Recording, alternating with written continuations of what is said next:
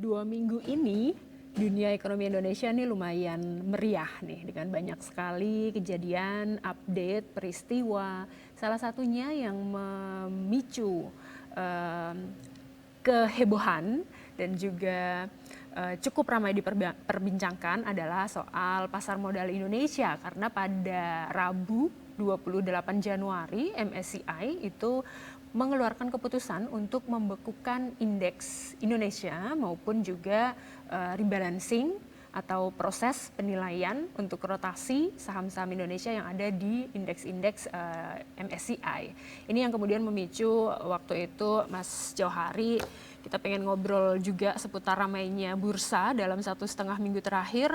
Ada trading halt begitu MSCI mengeluarkan pengumuman atau mungkin bisa dibilang ultimatum ini di tanggal 28 Januari, sempat trading halt hari Rabu, kemudian turunnya juga lumayan 7% lebih di hari Rabu, kemudian Kamis itu juga masih sempat ada trading halt walaupun kemudian di akhir perdagangan turunnya lebih tipis ya, hanya 1, sekian.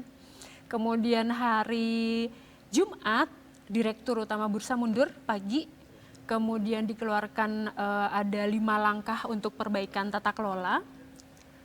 Makin ramai karena hari Jumat malam Ketua Dewan Komisioner OJK mundur, Kepala Eksekutif Pengawas Pasar Modal OJK juga mundur, malamnya Wakil Ketua Dewan Komisioner OJK juga mundur, ramai-ramai mundur, ramai sekali, ramai sekali. Apa sih sebenarnya kemudian yang terjadi gitu kalau kita lihat? Bisa dibilang bahwa dalam sepekan terakhir itu sangat dramatis apa yang terjadi di pasar saham, pasar modal, gitu ya. Kita mungkin lebih spesifik bisa saham mungkin ya.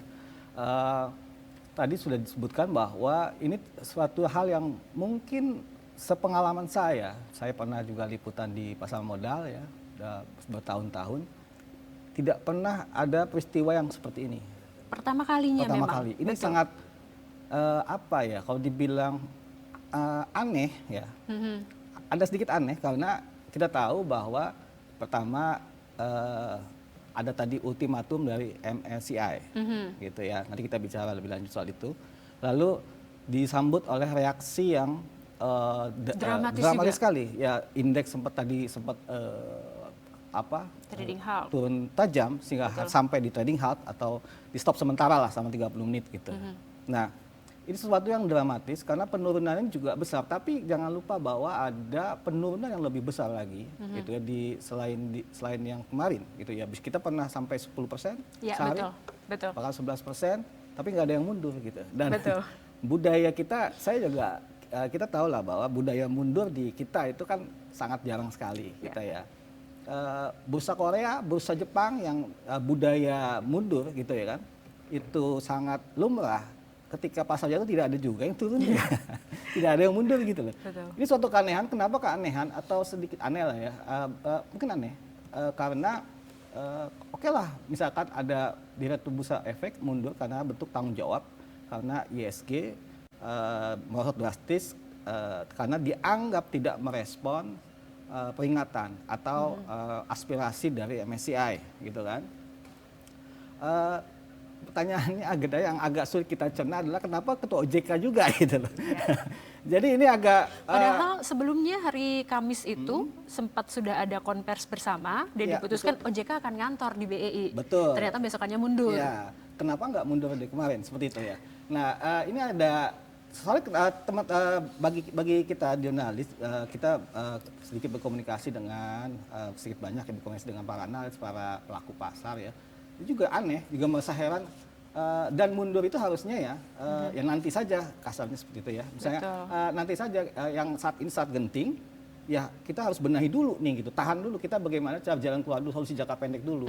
Kalau nanti udah agak meredam itu sebagai bentuk yang dikatakan sebagai bentuk tanggung jawab, ya silakan aja gitu loh. Ya itu hak dari setiap para pemangku jabatan gitu ya. Nah oke lah, tapi intinya bahwa kita lihat secara substansi ya, secara substansi bahwa ada peringatan atau ultimatum bahasanya dari MSCI gitu ya. Kok bisa nih, pasti ada yang akan tanya-tanya ya, kok bisa sekelas MSCI itu bisa sangat berpengaruh sekali gitu, sampai market itu turun drastis gitu ya, sampai semua heboh terjadi. Betul. Kalau bahasa geger semua di pasar modal, bahkan sampai ke Media, pemerintahan. betul. Ya. Media yang non ekonomi aja tiba-tiba headline. Tiba-tiba gitu headline, kan. Orang-orang minggu lagi kaget. ya. Betul, minggu lagi ya kan. Gitu. Jadi semua akhirnya bereaksi, ya Menteri Keuangan, yang Menteri Perekonomian, Istana, semua bereaksi. Kenapa sih kok bisa sampai sedemikian dahsyat bahwa ultimatum MSCI ini sangat dahsyat sekali sehingga itu bisa bikin geger lah. Nah, kalau kita lihat bahwa MSCI itu kan semacam perusahaan riset ya. Dia perusahaan riset independen, penyedia indeks global. Tadi sudah disebutkan bahwa mereka punya indeks saham gitu ya, apapun lah ya. Kita ambil contoh saham yang dimana ini ada penilaian, ada rotasi pergantian gitu ya, ada keluar, ada masuk. Salah satunya adalah saham-saham dari Indonesia, gitu loh. Jadi ini sangat bisa dibilang bahwa indeks MSCI sangat berpengaruh. Kenapa? Karena ini menjadi acuan. Ya, itu kita harus jelaskan dulu posisinya sehingga dia bisa membuat geger seluruh Indonesia ini ya. Dia menjadi navigasi, dia menjadi acuan dari para pengelola dana seperti pengelola dana ada namanya produk ETF, reksadana gitu ya. Terus termasuk para pengelola dana investasi pemerintah, sovereign wealth fund gitu ya, seperti itu. Nah, itu dananya besar, dana kelolaan yang mengacu pada indeks MSCI itu sekitar terakhir 13 triliun US dollar. Kalau kita mau konversi, tadi agak hitung-hitung juga, itu 200.000 triliun. Wow, rupiah. Rupiah. Setara 200.000 triliun. Gede nggak tuh? Ya gede banget. APBN kita cuma 3.000 triliun. Kita nggak nyampe 100.000, 3.000 triliun APBN. Dia ada dana kelolaan 200.000 triliun. Lebih gede dari PDB kita. Jauh, ya. Yang dikelola oleh para pengelola dana ini, yang dananya diinvestasikan di saham-saham yang ada di indeks MSCI. Gitu masuk saham emiten Indonesia di dalamnya. Itu kenapa makanya selalu terjadi ketika ada saham yang masuk, misalkan yang terakhir kan saham brand, misalkan Barito, atau mungkin siapa. Kalau ketika dia masuk, maka dia akan terjadi pembelian besar-besaran oleh investor asing, karena ini dana asing besar sekali yang ada di luar yang siap masuk ke pasar kita karena masuk indeks MSCI. Nah, itulah ilustrasi mengapa itu begitu power sekali MSCI, sehingga MSCI sendiri sebagai perusahaan penyedia data indeks riset itu masa memiliki tanggung jawab untuk menjaga kredibilitas indeksnya. Nah, dia melihat bahwa di bursa kita ini, di pasar saham ini kurang transparan nih gitu, ya kan? Sebenarnya satu kata kunci yang dari MSCI yang jadi isu hot isunya adalah investability, kelayakan investasi ya. Jadi pasar saham kita ditinjau lagi nih kelayakan investasinya, karena ada beberapa faktor. Misalkan ada persoalan transparansi yang akhirnya menyangkut struktur kepemilikan saham, menyangkut free float. Kan gini, ini fakta ya, bahwa fakta kita kalau di pasar modal sudah paham lah seperti ini. Sebenarnya ini sudah berlangsung lama dan memang sepertinya akan menjadi momentum besar untuk reformasi. Saya pikir itu bagus gitu ya. Memang struktur kepemilikan saham kita ini kurang transparan. Nah, itu memang diakui kok sama otoritas bursa dan OJK, memang selama ini tidak transparan. Karena apa? Kita tutup kepemilikan di bawah 5%. Jadi yang dipegang saham suatu perusahaan di bawah 5% itu tidak muncul namanya di KSE gitu ya, di publish gitu ya. Tidak dilaporkan lah namanya gitu. Jadi kita tidak tahu tuh. Nah, faktanya adalah ya, banyak saham yang di bawah 5% itu dipegang sama dia aja gitu. Oh iya, betul. Sengaja dijaga 4,5% misalnya. Jadi nggak nyampe 5% nih, 4,9 aja deh dipegang, 4,9 aja deh, 4,8 itu banyak dipegang oleh segelintir orang atau mungkin pihak-pihak tertentu lah ya kita bilangnya, bahwa ketika itu terjadi akumulasi, terkonsentrasi dalam satu kepemilikan, maka free float atau saham yang beredar publik, yang punya publik ini mengecil. Betul. Jadinya publik nih kita atau mungkin yang menyaksikan bahwa nggak liquid, susah beli gitu kan. Jadi akhirnya nggak liquid. Jadi kalau liquid itu kan kita mau beli susah, kita pas beli pun kalaupun dapat mau jual susah, itu nggak bukan suatu tatanan yang ideal lah setelah itu. Betul. Akhirnya free float kecil, kepemilikan publik nih yang beli saham di bursa itu sedikit gitu deh kepemilikannya, lalu maka karena dikuasai oleh segelintir orang, tidak liquid, dan akhirnya yang dimainkan tuh itu ya, aja. Ya, jadi betul. kalau misalkan ada istilah saham gorengan gitu ya, ya karena memang dipegang oleh mereka. Jadi mereka mau naikin harga, misalkan dinaikin harga 20% 10% gampang karena memang sedikit, ya kan? Ya. Kecuali kalau banyak pemilikannya susah. Iya. Nah ini saham gorengan itu sebenarnya dampak dari ketidaktransparan gitu loh. Jadi ketidaktransparan kepemilikan struktur saham ini yang mempengaruhi free float ini bagian dari investability, kelayakan investasi. Berarti kalau semakin tidak transparan, berarti logikanya adalah semakin tidak layak untuk investasi. Yeah. Seperti itu. Intinya di situ MSCI bahwa ini muncullah terkait isu akhirnya diancam, bukan ancam ya, kita bahasa medianya mungkin mengancam lah ya, tapi nggak bahasa itunya kan membuka potensi bahwa Indonesia pasar sahamnya akan di-downgrade gitu kan. Betul. Dari emerging market menjadi frontier market.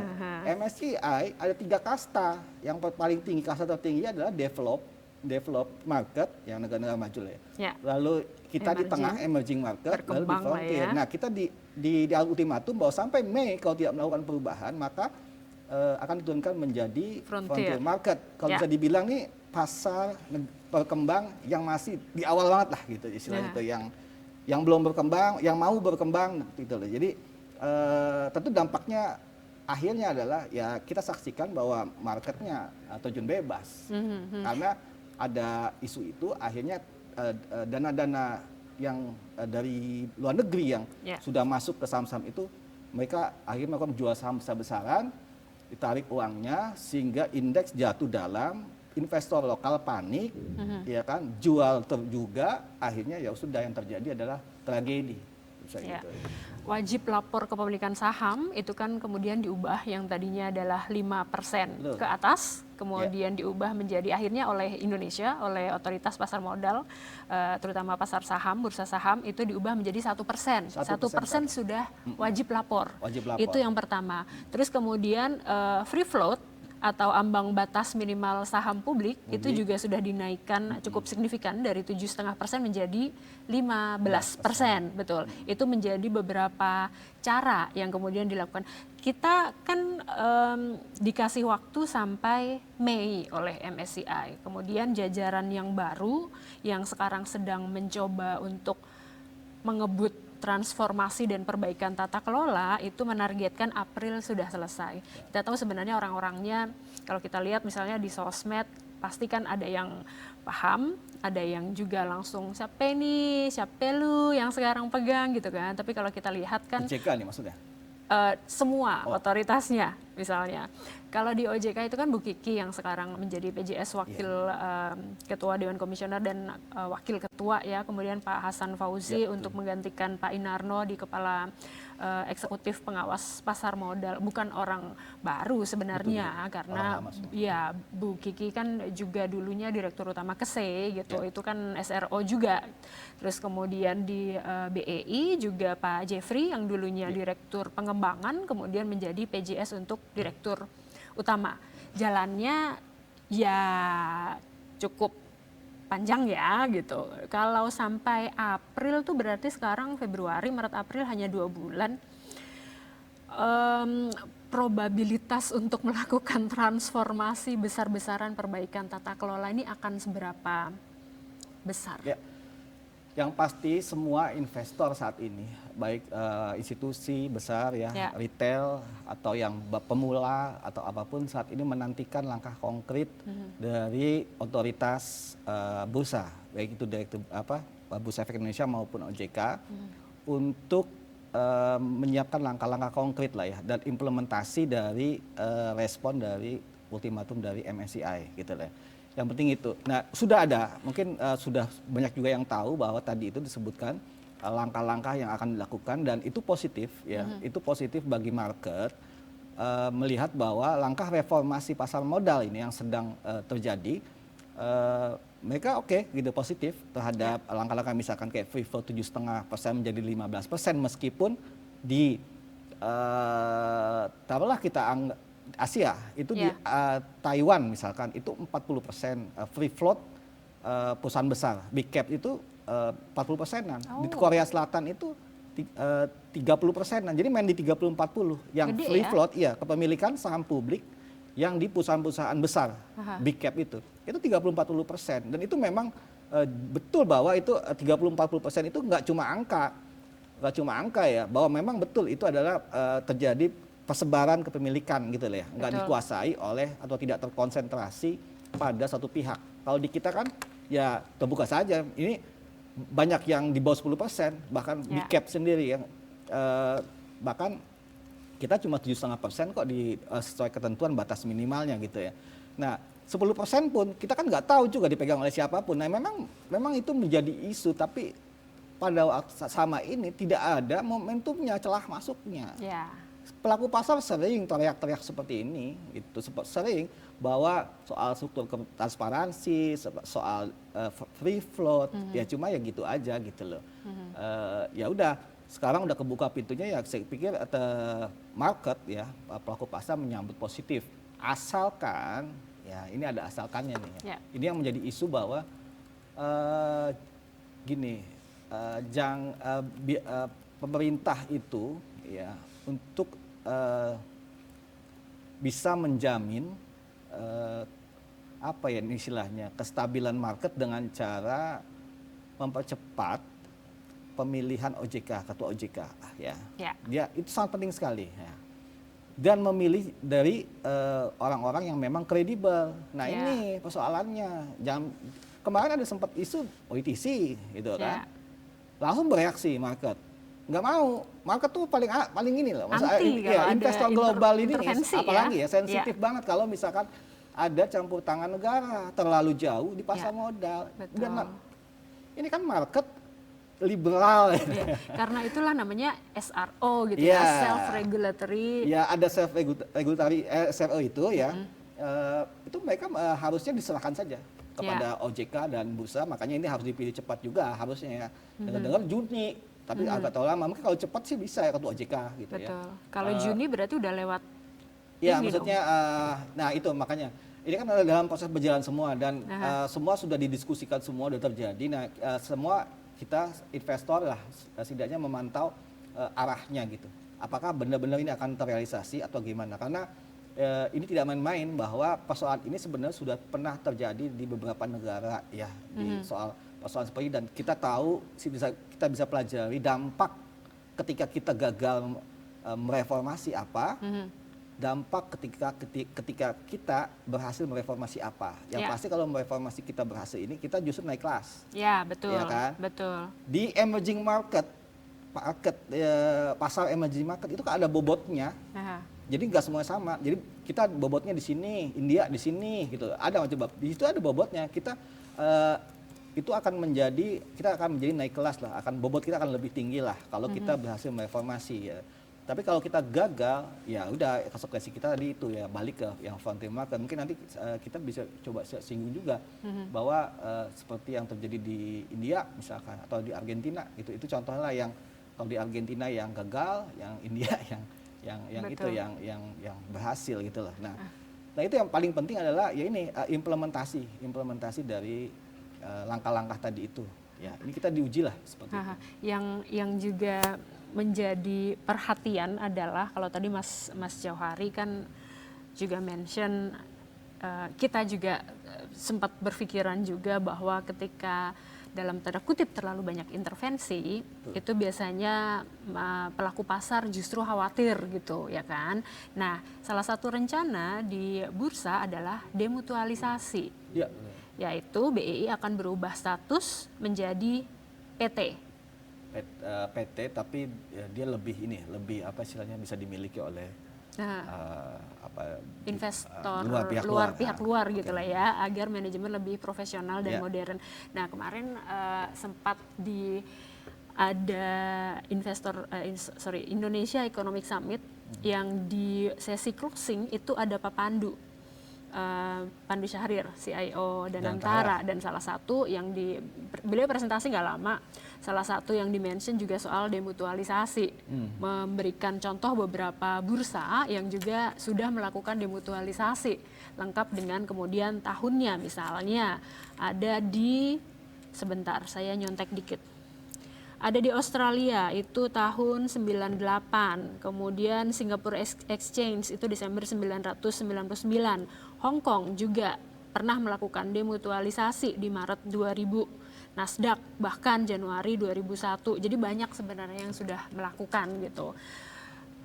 Kekhawatiran atas demutualisasi ini berarti sebenarnya reasonable nggak sih? Demutualisasi ada proses transformasi dari sebuah bursa lah ya. Ya. Itu lebih, kita bisa dibilang itu naik kelas, itu lebih matang lah bursa ketika terjadi demutualisasi. Sekarang kan mutualisasi konsepnya. Jadi perusahaan sekuritas ini anggota bursa, dia juga pemegang saham. Itu kan emang nggak benar juga, masa anggota pelaku dia pemegang saham juga. Udah dia bisa mempengaruhi keputusan direksi, dia juga pelakunya, itu mutualisasi. Saat ini PT juga saat ini, tapi mutualisasi itu jadi dianggap kurang lah gitu, tidak mencerminkan reformasi lah, jadi kurang kredibilitas lah secara tata kelola gitu, seperti itu ya. Demutualisasi bagus dan ini sebenarnya sudah didorong sudah lama, bahkan dulu sempat ada rancangan undang-undang juga pasar modal, itu ada nyangkut soal demutualisasi, tapi ya waktu itu mungkin nggak ada kayak gini-gini ya, jadinya ya udahlah, nggak masuk prolegnas, ya udah lupa semua. Padahal sudah diusulkan sudah jauh, udah lama. Memang betul bahwa demutualisasi adalah jadi gini, bursa efek ini akan menjadi semacam, bahkan dia bisa IPO. Nasdaq itu IPO kan. Jadi dikelola perusahaan lebih profesional lah, lebih modern, tidak lagi oleh anggota bursa atau perusahaan sekuritas, tapi oleh pihak-pihak yang profesional, pemegang sahamnya juga bisa siapa saja, bahkan negara pun gitu ya, bisa menjadi pemilik saham, lalu lebih transparan. Tujuannya kan sebenarnya untuk menjaga tata kelola, lebih transparan, apalagi lebih bagus governance, gitu apalagi ya. kalau misalkan dia mencatatkan saham IPO juga, mencatat di bursa ini, maka akan terjadi lebih GCG-nya akan lebih baik gitu loh. Nah, persoalannya coba cek di Singapura, Hong Kong, yaitu dikuasai negara nggak? Ya kekhawatiran gini loh. Jadi demutualisasi ide bagus, tapi muncul pada kemarin. Kenapa harus kemarin dimunculkan juga gitu loh? Kenapa muncul juga gitu atau dimunculkan? Dimuncul juga itu isu itu. Belum tepat. Ini kan kita masih mengurus persoalan transparansi, ya kan? Investability. Demutualisasi itu kan panjang, Mbak. Jadi dia harus pakai undang-undang kita tahu sendiri di DPR itu bisa setahun 2 tahun. Terlalu cepat. Jadi market sangat sensitif lagi tadi seperti saya bilang bahwa marketnya sangat sensitif ketika terjadi ada indikasi bahwa negara akan terlalu campur tangan gitu loh maksudnya. Nah, bisa dibilang kemarin kayak Danantara misalkan, Danantara muncullah berita misalkan ya kita mau bisa memiliki saham sampai 35% itu kan, ya kan? Itu saham besar seperti itu. Nah, itu akan sensitif melihat seperti itu. Kalaupun nanti bisa Danantara mau ikut partisipasi, oke, cuma nantilah itu. Dan proses kita belum sampai, itu penting demutualisasi, tapi belum urgent gitu loh maksudnya. Itu bagian dari reformasi, mungkin endingnya adalah dari semua tahapan reformasi ini gitu loh. Itu ujung-ujungnya nanti akan terjadi demutualisasi. Itu masih proses panjang karena membutuhkan pengesahan undang-undang pasar modal yang baru gitu. Oke lah, kita nanti dulu deh gitu maksud saya. Dia bagus tapi di momen yang tidak tepat munculnya. Jadi kita fokus aja dulu. Ini teman-teman jangka pendeknya ini. Jangka pendek dulu aja ya sampai bulan Mei kita fokus aja. Itu juga kan masih ada kontradiksi. Kita misalkan gini, contoh gini. Bayangkan ya, misalkan suatu perusahaan terbuka itu free floatnya saat ini masih 7,5% misalnya. Berarti dia harus memenuhi jadi 15%. Masa transisinya ini untuk memenuhi menjadi 15% itu dia harus melepas saham yang 7,5% lagi ke publik, betul. Kemarin diidentifikasi perusahaan besar saja yang harus melepas untuk memenuhi sampai 15% ada 49 perusahaan. Wow ya kan. Belum perusahaan yang lain. Itu akan terjadi, bisa dibayangkan, akan terjadi aksi korporasi besar-besaran di bursa kita, emiten kita, meningkatkan free float, misalkan dengan cara bisa melalui dikenal dengan istilah right issue, misalkan dia melepas saham lagi ke publik tapi melalui penawaran terbatas gitu ya. Dia bisa juga namanya SPO, secondary public offering gitu ya, kayak IPO lagi tapi ini yang keduanya gitu. Dia bisa juga private placement, jual langsung ke investor strategis atau apapun ya. Ya sehingga bisa meningkatkan kepemilikan di 15%. Itu bayangkan bahwa semacam owner dipaksa untuk melepas lagi sahamnya ke publik supaya untuk memenuhi yang 15% yang kita tahu pada saat ini sebetulnya juga belum, masih di bawah negara-negara lain gitu loh untuk free float big cap gitu kan. Nah, ini menarik sih.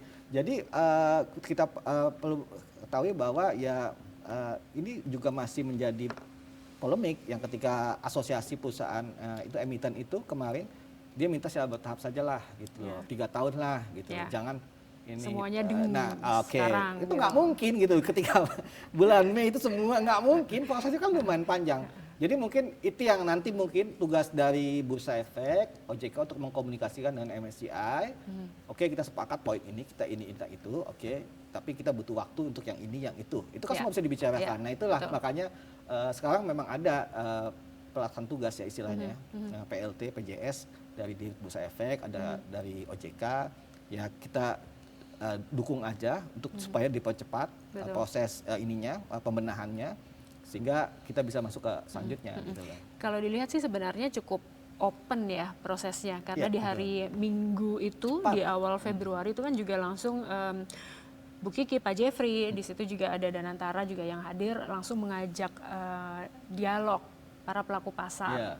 Kemudian Jumat 6 Februari juga ada tuh sekuritas kalau nggak salah itu juga diajak ngobrol gitu. Jadi sebenarnya mungkin ini juga salah satu cara untuk menjaring masukan, terus kemudian sharing session lah ya, ini langkahnya begini, nanti masukannya apa, semoga seperti itu. Karena kalau kita misalnya bicara bursa saham, mungkin bagi sebagian besar masyarakat Indonesia pada ngomong apa sih gitu, karena harus diakui bahwa investasi di pasar modal itu memang masih cukup bisa dibilang mungkin menara gading ya, tetapi harus dilihat bahwa saat ini sudah makin banyak orang, utamanya misalnya investor retail yang sudah mulai masuk ke bursa saham, menjadi investor nih di pasar saham, dan mungkin rata-rata sebenarnya adalah anak muda.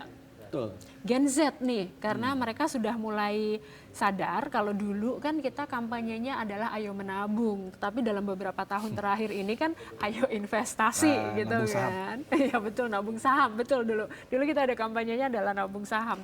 Jadi mungkin sekitar 21 juta saat ini yang investor di pasar modal ini yang kemudian mungkin utamanya mereka yang menjadi investor retail ini yang perlu untuk diberikan edukasi, sosialisasi, pemahaman agar nggak kemudian bingung, waduh portofolionya merah semua nih, kebakaran semua nih, gimana nih, waduh gitu kan. Apalagi gonjang-ganjing di dunia ini nggak cuma di pasar modal, nggak cuma di bursa saham, secara global pun harga emas nih juga masih kayak yoyo, naik, tiba-tiba ntar turunnya ada yang dalam sehari bisa turun 3%, kemudian perak yang tiba-tiba naik, kemudian turunnya juga signifikan, pasar kripto apalagi, udah babak belur tuh. Jadi investor-investor retail nih yang kasihan, karena kalau tidak ada edukasi dan sosialisasi yang tepat, mereka akan kebingungan dan mungkin nantinya takut gitu untuk masuk. Rasanya betul itu. bahwa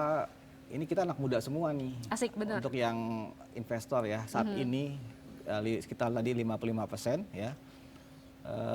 Itu di bawah 30 tahun bahkan gitu loh. Itu kan suatu fenomena yang sebetulnya ya kalau kita maintenance itu ini sangat inline dengan bonus demografi 2030 atau mungkin Indonesia Emas 2045. Karena mereka nanti yang akan berperan untuk di dunia investasi dan ekonomi dan apapun. Di kita ya, mungkin saya kasih sedikit gambaran, di kita itu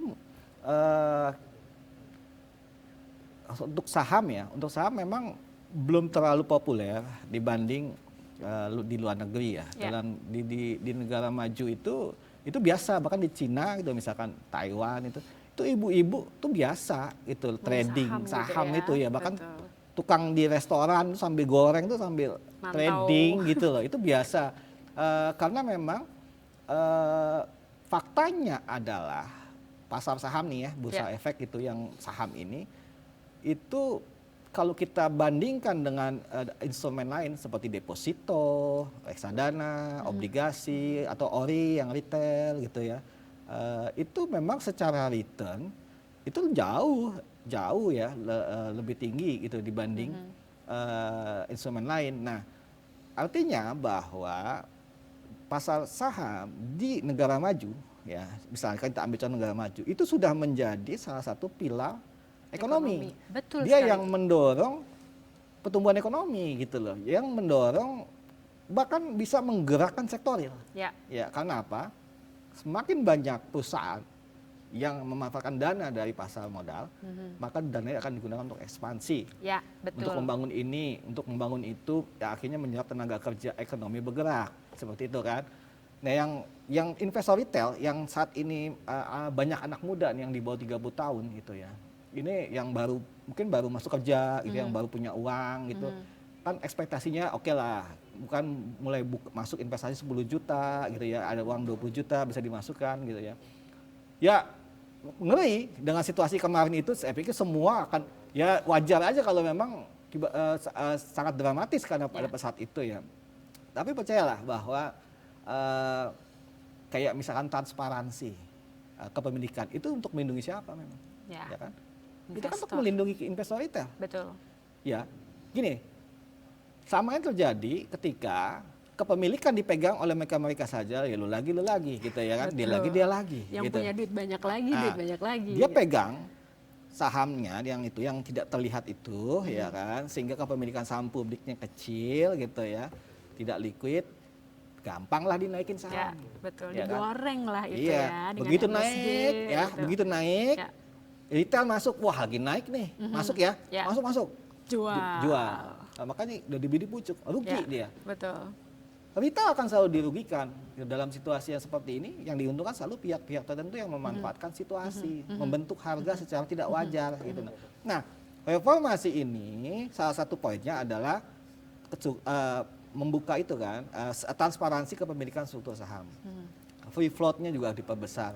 Sehingga dengan begitu nggak bisa macam-macam menggoreng. Ya, betul. Karena apa itu? Kan MSCI jelas bahwa kalau nggak dibenahi bahwa pasar saham Anda ini harganya nggak wajar gitu loh. Kan esensi dari bursa efek ini kan membentuk harga wajar, menjalankan bursa efek itu kan tugasnya menjalankan atau memfasilitasi perdagangan ya kan secara wajar dan efisien. Nggak wajar katanya kan seperti ini. Kenapa? Karena dikuasai oleh pihak tertentu sehingga bisa dinaikkan dan diturunkan terserah mereka kan itu. Yang rugi siapa? Investor retail yang terlambat masuk, begitu masuk dijual jatuh gitu ya. Begitu dijual naik dia gitu loh.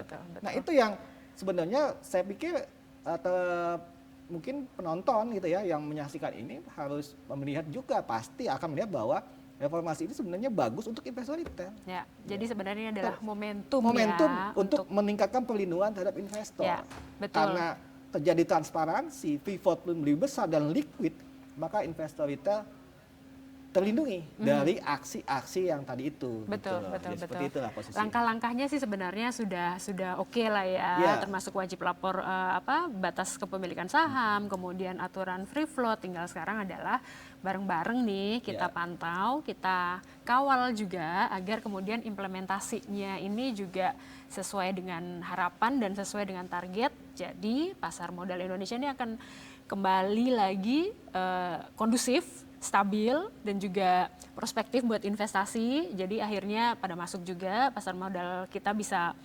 bertumbuh lagi, lebih gede, dan bisa menjadi salah satu penopang pertumbuhan ekonomi nasional. Itu yang kemudian harus dijaga sebenarnya. Bahkan kalau di negara maju ya, bisa kita ambil contoh, itu di negara maju, itu yang nilai kepemilikan saham, size dari pasar modal lebih besar dibanding dana pihak ketiga bank. Nah, itu dia. Jadi orang yang nabung lebih sedikit dibanding yang invest. Ya.